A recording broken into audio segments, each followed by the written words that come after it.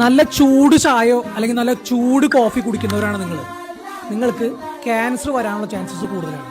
ഇനി ചൂട് ചായയുടെ കൂടെ സിഗും കൂടി വലിക്കുന്നവരാണോ, അങ്ങനെയുള്ളവർക്ക് ചൂട് ചായ കുടിക്കുന്നവരെക്കാളും 10 ഇരട്ടി ചാൻസ് കൂടുതലാണ് ക്യാൻസർ വരാൻ. ഇപ്പൊ നിങ്ങൾ ചിന്തിക്കുന്നുണ്ടാവും ഇതെങ്ങനെയാണ്.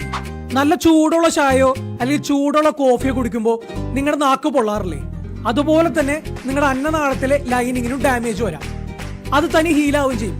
പക്ഷെ ഇത് ആവർത്തിച്ച് വരുമ്പോൾ നിങ്ങൾക്ക് അന്നനാളത്തിൽ ക്യാൻസറിലേക്ക് ഇത് വഴിമാറാനുള്ള ചാൻസസ് കൂടുതലാണ്.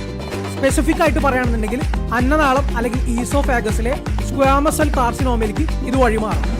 ഇനി നല്ല ചൂടുള്ള ചായയുടെ കൂടെ സിഗരറ്റ് കൂടി വലിക്കുന്നവർക്കാണെങ്കിലോ, ഞാൻ നേരത്തെ പറഞ്ഞില്ലേ ഈ ചൂട് കാരണം അകത്ത് ഡാമേജ് വരുന്നു.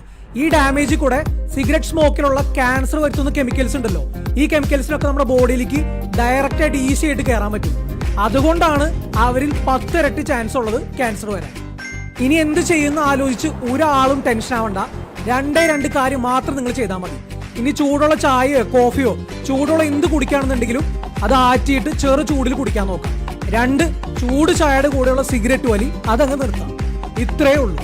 ശരിക്കും ചൂടുള്ള പാനീയങ്ങൾ കാരണം ക്യാൻസർ വരാനുള്ള ചാൻസസ് വളരെ കുറവാണ്.